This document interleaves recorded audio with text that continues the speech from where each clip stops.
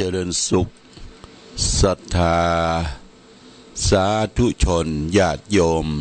ท่านพุทธบริษัททั้งหลายวันนี้รายการธรรมประทีปส่องต่างก็ได้มาพบปะกับพ่อแม่พี่น้องศรัทธาสาธุชนญาติโยมแห่งครั้งหนึ่ง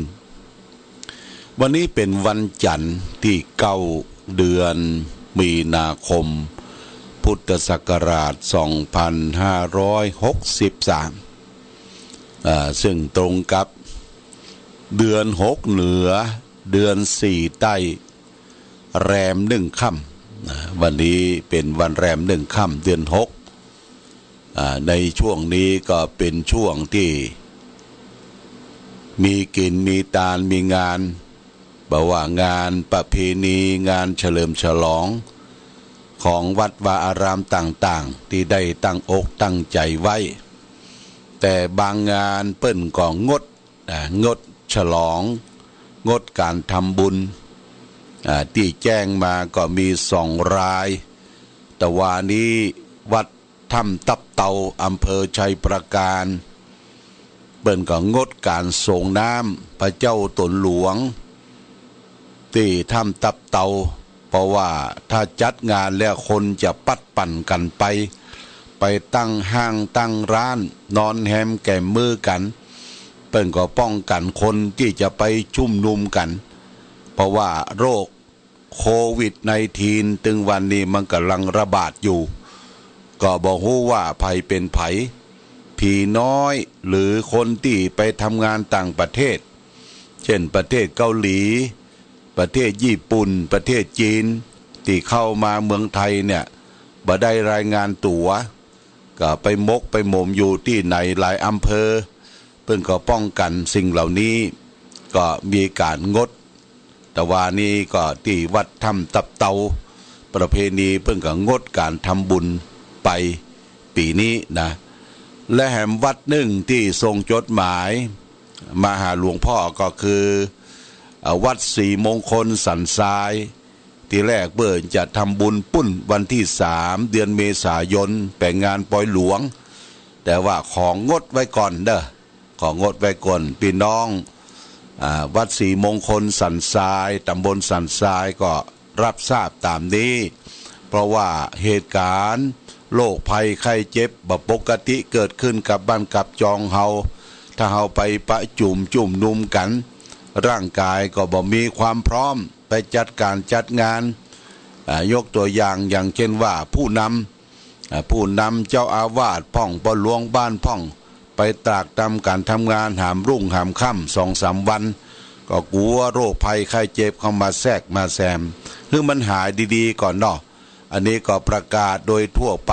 บอกว่าจะเป็นปอยฝั่งลองปอยบวชภาคฤดูร้อนควรที่จะเลื่อนก็เลื่อนไปนะควรที่จะงดก็งดไปก่อนเพราะว่าทางการบ้านเมืองเปิ้นกำลังเฝ้าระวังอยู่ในเหตุการณ์ปัจจุบันเนี่ยญาติโยมท่านสาธุชนอันนี้ก็เป็นเรื่องที่เฮาและท่านทั้งหลายเลยร่วมด้วยช่วยกันแต่ว่านี้ก็หลังจากที่ทำบุญที่วัดเทพอำนวยเรียบร้อยฉันเพลเรียบร้อยตอนบ่ายโมงครึ่งก็ได้ไปช่วยกันทำบุญเรียกว่ามอบสิ่งของให้แก่บ้านแม่อุ้ยแก้วที่บ้านแม่คะเปิ้นถูกอัคคีภัยไฟไหม้ก็รวบรวมปัจจัยของแต่ละตำบลได้เงินไปอยู่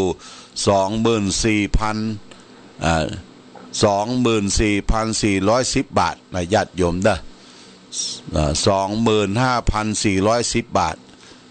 401 บาท24,100 บาท24,100 บาทได้มอบเพื่อแก่ครอบครัวของแม่อุ้ยที่ไฟไหม้บ้านหมู่1ตำบลแม่คะเรียบร้อยแล้วต้องขอบคุณอนุโมทนากับตำบลต่างๆโดยอบรมประชาชนประจำตำบลเจ้าคณะพระสังฆาธิการได้ไปร่วมด้วยช่วยกันมอบสิ่งของปัจจัยข้าวสารอาหารแห้งแก่ผู้ที่ประสบภัยคือไฟไหม้ ญาติโยมในช่วงนี้เป็นช่วงเข้าหน้าแล้งเต็มตัวแล้วนะเข้าหน้าแล้งเต็มตัวฟืนไฟต้องระมัดระวังเด้อการจะเสียบไฟเสียบปลั๊กต้มน้ำร้อนก็ดี หรือจะ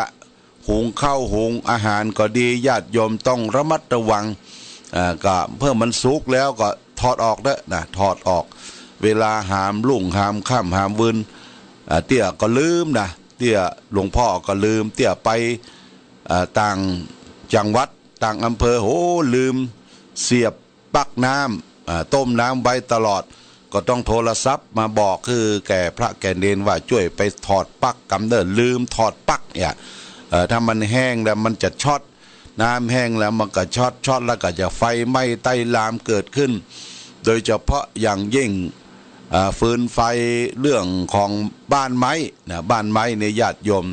สายไฟอันเก่าแก่ที่มันผุมันชำรุดมันเปราะมันจะช็อตแล้วก็จะไหม้พรับดังที่เราเคยหันเมื่อหลายปีแล้วไฟไหม้วัดวิหารวัดจองออกเนี่ยอาตมาก็อยู่บนวัดพระบาอุดมพอเขาว่าไฟไหม้เขาเหลียวไปพอโอ้บึ้งกำเดียวมดเป็นกุฏิไม้เป็นวิหารไม้วัดจองตกจองออกนี่ก็เหมือนกันเนี่ยต้องระมัดระวังเด้อญาติโยมทางที่ดีก็ประกันฟื้นประกันไฟเขาก็ต้องเฝ้าระวังเมื่อค่ำเมื่อคืนตามฝุ่นตามไฟตามเตือนไว้ก็คือมันมอดมันดับก่อนอันนี้เข้าหน้าร้อนเต็มตัวละญาติโยมเข้าหน้าร้อนเต็มตัววันนี้ก็วันที่9วันจันทร์วันพรุ่งนี้วันที่10วันอังคารเป็นวันเสียประจำเดือนเนอะญาติโยมเดือน6นี่เสียวันอังคารวันเดียววันเสียนี่เพิ่งก็ห้ามเปิ้นบ่นิยมกันทำที่เป็นมงคลเป็นว่าเฉลิมฉลองเป็นการสืบชาตาปกหอยองเฮือนเอาหลุมเอาอย่างนี้เพิ่งก็ว่าบอกสมควรที่จะทำในวันเสียสีเตียนอย่างต่างๆตามตู้ตามเตียนต่างๆก็เว้นจากวันเสียเดือนนี้ก็จะมีวันที่10ไปถึงวันที่11นะวันอังคารนะญาติโยมและสำหรับการปฏิบัติธรรมประจำวันเสาร์วันที่14นี่ก็ยังแบบเปิดเตี้ยนะญาติโยมเด้อแบบเปิดเตี้ยวันเสาร์ที่14นี่ก็เฮางดก่อนเด้องดก่อนเพื่อบ่ให้ญาติโยมได้หวาดได้ระแวงได้มาประจุมนุมกันบางคนก็ไอคอกแคกบ่ใครกล้านั่งใกล้ได้นั่งใกล้นั่งหิมไอลดกันเนี่ยแต่ว่าตูเจ้าพระสงฆ์ตลอดถึงพระสงฆ์องค์เด่นในวัดพระบาทอุดมสำนักวิปัสสนาเฮาก็เพียวบนวิหารพระเจ้าละแข่งได้เช็ดได้ถูได้เช็ดได้ถูได้ปันพรมไว้เรียบร้อยแล้วบ่ให้มันติดค้างฝุ่นละอองอย่างต่างๆอันนี้ก็ต้องขอบคุณกับพระสงฆ์องค์เด่นและก็ผู้ที่มาช่วยในการที่ทำความสะอาดดูแลสถานที่เนี่ยญาติโยมถ้าเราดูแลสะอาดสถานที่จอกใดแจงใดที่มันอุกมันรกที่มันสกปรกเพื่อบ่ให้เศษไม้ใบหญ้าหรือตลอดถึงฝุ่นละอองอย่างเกาะจับติดอยู่มันก็ทำให้ปอดโรคภัยไข้เจ็บนานาต่างๆอันนี้เป็นสิ่งที่เราจะต้องเฝ้าระวังญาติโยมนะการเฝ้าระวังนะประเดี๋ยวนี้งานประชุมงานอย่างเพิ่งก็งดกันงานที่ใจแอนักเนี่ยเพราะว่าคนไปนั่งหันสักคนเกิดเป็นโรคตะวานี่ก็ดูลายญาติโยมเปิ้นส่งลายมาโรคนี่มันติดต่อทางเนื้อทางหนังหมอรักษาที่โรงพยาบาลยังแพทย์ใหญ่ที่โรงพยาบาลอู่ฮั่นประเทศจีนเนี่ยตายละญาติโยมนะแพทย์ใหญ่นะเป็นหมอใหญ่ก็ไปสัมผัสกับคนไข้สัมผัสกับคนไข้ไปจับตู้เย็นไปจับอย่างมันติดไปหมดญาติโยมระมัดระวังอันนี้ของใจไม่สอยเพราะฉะนั้นก็คือกินร้อนจ้อนกลางแล้วก็ล้างมือคำว่าล้างมือเนี่ยยังมามียังก็แอลกอฮอล์ก็ได้ญาติโยมใส่องค์มือแล้วก็ถูไปถูไปแล้วก็ล้างมือแล้วก็ล้างด้วยนั่นก็น้ำยา น้ำยาล้างจานก็ได้นะน้ำยาล้างจานก็ได้ล้างมือให้สะอาดก่อนจะรับจะนอนก็ล้างตีนล้างมือเข้าซุกหัวนอนต้องระมัดระวังรักษาสุขภาพนี่เป็นห่วงญาติโยมท่านสาธุชนทั้งหลายวันนี้ได้มาพบกันก็จะเอาเรื่อง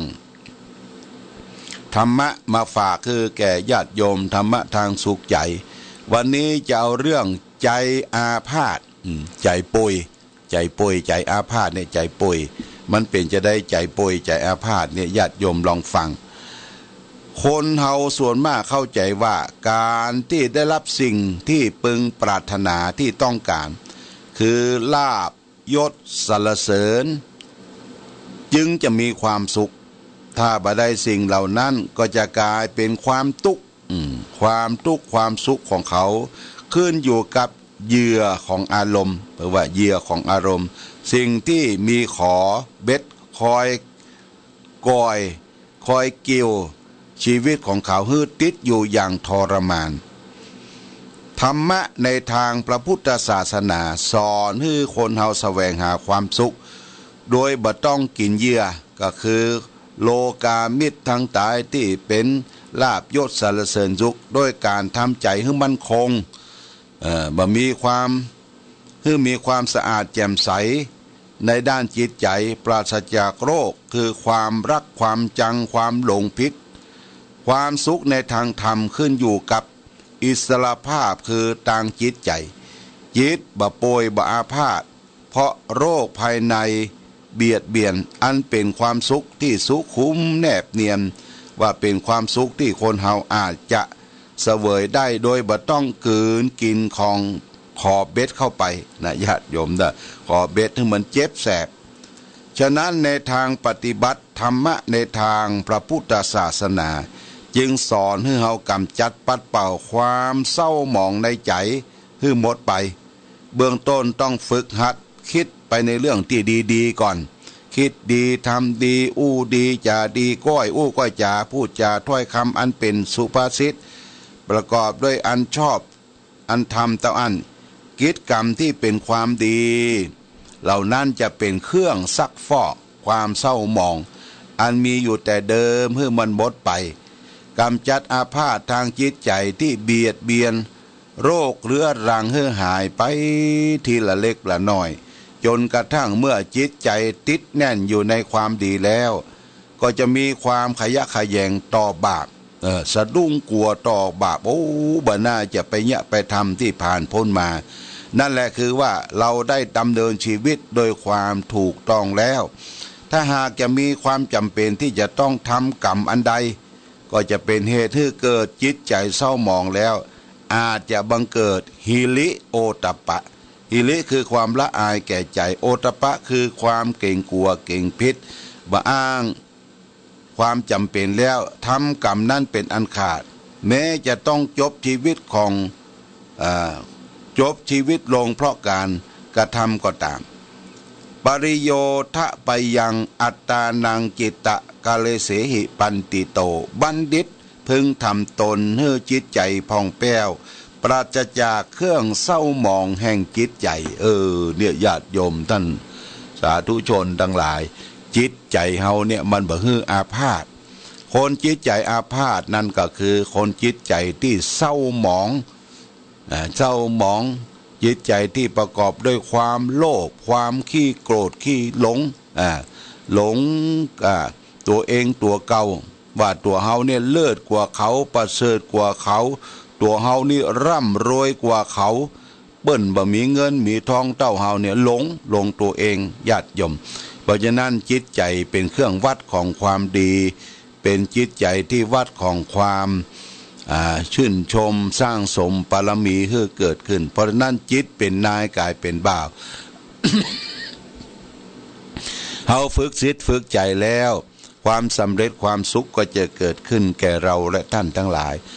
วันนี้จะเอาธรรมะของหลวงปู่พระพรหมมงคลหลวงปู่ทอง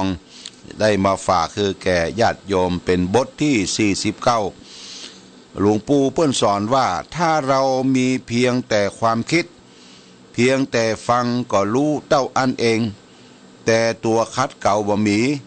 ตัวที่สำคัญที่สุดคือการปฏิบัติธรรมเพื่อจะทำให้ตัวภาวนาปัญญาให้เกิดขึ้นแก่เฮาการดำเนินชีวิตที่จะมีความสุขความเจริญมีสุคติเป็นที่ไปอย่างแน่นอนนี่หลวงปู่เปิ้นย้ำว่าเพียงแต่เฮามีความคิดในการทำความดีเพียงแต่อ่านยังบ่เพียงพอที่จะคัดเก่ากิเลสอันมีอยู่ในจิตในใจเฮาสิ่งสำคัญคือการต้องปฏิบัติธรรมปฏิบัติธรรมก็คือเจริญตามทานศีลภาวนาญาติโยมเด้อมีการฮือทานรักษาศีลหมั่นปั้มเพ็งเจริญภาวนาบ่ว่าอยู่วัดวาอารามอยู่บ้านอยู่จองทำได้ญาติโยมทำแล้วอย่าไปอวดฮือเปิ้นอย่าไปโชว์ฮือเปิ้นว่าตัวเองล้ำเลิศประเสริฐกว่าคนอื่นเขาเป็นนักปฏิบัติธรรมจะไปแย่จะไปอวดญาติโยมเด้อเฮาทำเป็นของปัจจตังเป็นของหู้ไผ่หู้มันความสุขที่เกิดขึ้นในจิตในใจเนี่ยมันเป็นปัจจตังเป็นของหู้ไผ่หู้มันว่าเฮามีความสุขกับความทุกข์เพราะฉะนั้นถ้าเฮามีความสุขเนี่ยเฮาจะสงบเย็นคนที่มีความสงบเย็นเนี่ยอยู่ที่ไหนก็ได้ญาติโยมอยู่ป่าอยู่เขาอยู่กระท่อมน้อยแม้ว่าดอดแดดฮ้อนเพ่งเพ่งยะการยะงานก็จิตใจร่มเย็นนะคือความสุขละนะความสุขอยู่ในอยู่ได้ญาติโยมอยู่ในอยู่ได้อยู่ป่าอยู่เขาอยู่ถ้ำอยู่หูเป็นคนทุกข์คนยากก็ได้แต่ว่าขอให้จิตใจเฮามีความร่มเย็นเป็นสุขนั่นเป็นสิ่งสำคัญนะเป็นสิ่งสำคัญทีนี้หลวงปู่เพิ่งก็สอนบทต่อไปบท50ว่าถีนมิทะความท้อถอยความง่วงคือนิวรณ์ธรรมเป็นอุปสรรคหรือมารอย่างหนึ่งปิดกั้นบ่ให้บรรลุธรรมคนที่ตกอยู่อำนาจของถีนมิทะและเกิดความท้อถอยทำการทำงานบ่สำเร็จทั้งทางโลกและทางธรรมพระพุทธเจ้าเปรียบว่าเหมือนคนที่ถูกขังอยู่ในเรือนจำตลอดชาติตลอดภพถีนมิทะคือความง่วงเหงาหานอนความท้อถอยขี้เกียจขี้ค้านเนี่ยเรียกว่าถีนมิทะเวลาไปนั่งภาวนาหมดใดก็ไข้ลับญาติโยมนะอันนี้เปิ้นเปรียบเทียบว่าเหมือนกับเฮาติดคุกติดเรือนจำตลอดภพตลอดชาติบ่เอาตัวออกจากคุกเรือนจำเพราะตกอำนาจของถีนมิทะความเกิดความท้อถอยทำงานอย่างก็บ่สำเร็จบ่ทางโลกทางธรรมเอาละต่อไปเป็นบทที่51เป็นคำสอนของหลวงปู่เพิ่นสอนว่าทานศีลความข่มใจการสำรวมในอินทรีย์6ก็คือตาหูจมูกลิ้นกายใจการฝึกการอบรมการปฏิบัติเดินจงกรมนั่งสมาธิต่อสู้กับอารมณ์กำหนดรู้เมื่ออารมณ์มันเกิดขึ้นทั้งหมดนี้ถ้าไผ่มีไว้ในใจแล้วก็นับว่าเป็นการฟังคุมทรัพย์อันประเกิดให้เกิดในสันดานน้ำจะท่วมไฟจะไหม้โจรจะขโมยก็เอาไปตัวบ่ได้เรามีความอุ่นใจเวลาตายเราก็ไปอย่างสบายเพราะเราได้ฝังทรัพย์ไว้ในใจเราได้บูชาแล้วซึ่งพระพุทธศาสนานี่ญาติโยมหลวงปู่เปิ้นสอนไว้ว่าทานศีลภาวนาอบรมอินทรีย์6ตาหูจมูกลิ้นกายใจระวังในการประพฤติปฏิบัติเดินจงกรมนั่งสมาธินี่เป็นกำลังเป็นพละเป็นกำลังที่ฝึกฝนตนเองให้เกิดความสุขได้อย่างแท้จริงพอลาละจากโลกดับขันจากโลกนี้ไปสิ่งเหล่านี้ก็จะเป็นปัจจัยเป็นเสบียงเป็นข้าวห่อนำทางเขาไปสู่สุคติภพภูมิที่ดีคือแหล่งลาฟากฟ้ามหาเนรปานต่อไปอย่างนี้เป็นต้นนะญาติโยมท่านสาธุชนทั้งหลายวันนี้รายการที่จะต้องไปญาติโยมก็ได้ไปร่วมในการสืบชะตาหลวงณที่วัดคงคารามลายฝางวันนี้เป็นวัดคงคารามลายฝางเพิ่นจะสืบโหราชะตาวัดวาอารามเจ้าอาวาสศรัทธาญาติโยมเพื่อบ่ให้โรคภัยไข้เจ็บทั้งหลายทั้งปวงเข้ามาเกลี้ยมมากาย หลวงพ่อก็เอาทำเทศไว้ผูก2 กันเนอพยายามจะเอามาออกรายการคือแก่ศรัทธาญาติโยมทำผูกแรกที่เทศไปแล้วคือใจน้อยมหารัตนัจจังคุรีมหารัตนัจจังคุรีหรือว่าใจน้อยปัดเป่าสิ่งมัวมองและก็ตลอดถึงเคยหะสถานบ้านจองห่อเฮือนดันดาวเคาะกินวินโทษอุบาทสิ่งชั่วร้ายต่างๆที่บดีบงามที่เขามองผ่านตัวเนี่ยคือมันไหลไปกับน้ำปัดไปกับลมสิ้นสูญไปกับแดดกับฝนนะญาติโยมได้ สิ่งทั้งหลายทั้งปวงเนี่ย ก็ญาติโยมได้เทศได้แสดงธรรมฮือไปแล้วและแห่งผูกนึ่งก็ชื่อว่าธรรมสารากาลิธรรมสารากาลิเนี่ยสมัยที่พระพุทธเจ้ายังมีพระโชชีพอยู่นั่นเมืองไผ่สาลีเกิดเป็นโลก5ก็โลกอาหิวาญาติโยมเด้อโลกอาหิวาคนตายลงเพื่อนะก็ร้อนถึงองค์สมเด็จพระสัมมาสัมพุทธเจ้าว่าจะยะอย่างใดทำอย่างใดบ้านเมืองนั่นหายจากโลก5โลกอาหิวาทั้งหลายพระพุทธเจ้าก็พระอานนท์พระอานนท์นำสวดมนต์ไปแก้โลก5รัตนสูตรเนี่ยไปแก้โลก5โลกหยังโดยเอาธรรมสารกาลิเป็นมนต์ไปเทศไปแสดงธรรมและสวดมนต์แก่เจ้าเมืองไผ่สาลีพอสวดมนต์จบฝนก็ตกลงมาญาติโยมเนี่ยฝนตกลงมาซัมระสะสางโลกโลกอาหิวาไหลไปกับน้ำแห้งเหือดไปกับแดดกับฝน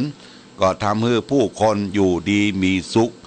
ยิ้มแย้มแจ่มใสหิมากาขึ้นเนี่ยญาติโยมอันนี้เขาก็ต้องอาศัยหลักธรรมคำสอนขององค์สมเด็จพระสัมมาสัมพุทธเจ้าซึ่งเป็นพระสูตรเป็นคาถาได้มาสวดได้มาเทศมาเทศนาญาติโยมปัจจุบันนี้เราก็ต้องอาศัยหลักธรรมะเป็นเครื่องยึดเหนี่ยวประเดี๋ยวนี้ฟ้าฝนบัดตกถูกต้องตามฤดูกาลฝนแรงแห้งขอดน้ำท้องที่ท้องนา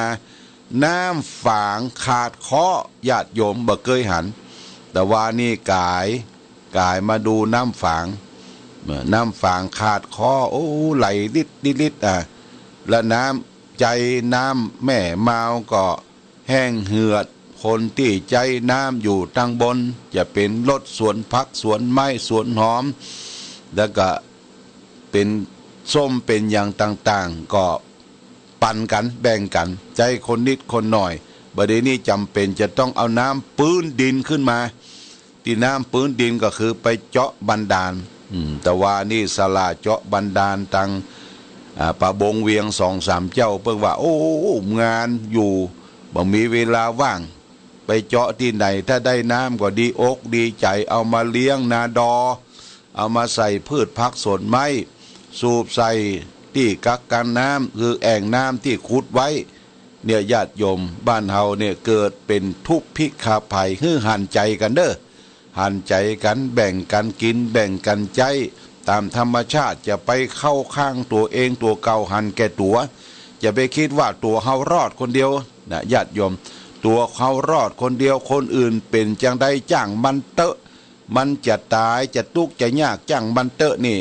เป็นคนเห็นประโยชน์ส่วนตัวพระพุทธเจ้าตรัสว่าอสุจีมนุษสามนุษย์ผู้เห็นส่วนตนเป็นคนไม่สะอาดเพราะว่าเฮาหันประโยชน์ส่วนตนเนี่ยเป็นคนบ่สะอาดเฮาขวะเฮาจะไปคนเดียวบ่ได้ญาติโยมต้องแบ่งปันกินแบ่งกันใจธรรมชาติที่เกิดขึ้นเนี่ยแบ่งเบาภาระช่วยกันอย่างผ้าอนามัยปิดจมูกเปิ้นห้ามขายเกินราคาบางโรงพยาบาลก็ยังขาดแคลนหมอที่จังหวัดภูเก็ตไปผ่าตัดให้แก่คนไข้เลือดกระเด็นเข้ามาสู่ผ้าอนามัยวันนี้วันพุธก็ยังใจอยู่เพราะว่าบ่มีใจญาติโยมบ่มีใจอันนี้เป็นที่ลำบากแก่คนที่ใจ บางทีก็ใจมือสองบางทีก็เอาไปสึงไปตากใจกันไปผ้าอนามัยนี่ต้องการโรคภัยไข้เจ็บต้องการฝุ่นละอองต้องการโรคหวัดโรคหาต่างๆโรคโควิด-19 ญาติโยมก็ต้องระมัดระวังช่วยกันเด้ออย่าไปหันประโยชน์ส่วนตัวเอาตัวรอดคนเดียวบ่ได้เอาอยู่ในสังคมอยู่ในมนุษย์เอื้อเฟื้อเผื่อแผ่แก่กันแม้ว่าใครปั่นความสุขให้เฮาก็ตอบแทนบุญคุณให้แก่เปิ้นจนแทนคุณจนกว่าแม้ว่าใครเอื้อเฟื้อเกื้อหนุนจงแทนคุณจนกว่าจะอาสันแม้นไม่มีสิ่งไรจะให้ปันก็มันสรรเสริญเจริญพรญาติโยมฝากไว้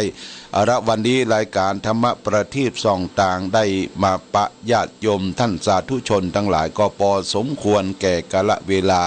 ก็ขออำนวยอวยใจให้ปอศรัทธาญาติโยมอยู่บ้านอยู่จองบ่จำเป็นจะไปออกบ้านออกจองมีอาหารการกินเก็บเซฟไว้ในตู้เย็นแล้วก็ออกมากินร้อนนอนอุ่นเด้อกินร้อนนอนอุ่นกินร้อนช้อนกลางล้างมือญาติโยมบ่จำเป็นจะต้องไปเอี่ยวกาดเอี่ยวลีก็อยู่บ้านอยู่จองพักก่อนเพราะว่าโรคภัยไข้เจ็บมันน่ากลัวถ้ามันเกิดขึ้นแล้วมันติดต่อกันทั่วๆไปวันนี้รายการธรรมประทีปส่องต่างก็ขออำนวยอวยใจให้ทุกท่านได้มีความสุขความเจริญความรุ่งเรืองความวัฒนาถาวรรายการธรรมประทีปส่องต่างขอลาก่อนขอผู้ฟังจงตั้งมั่นจิตหันษาด้วยธรรมะขององค์พระพุทธาได้นำพาให้เกิดความสุขสงบเย็นขอเจริญพร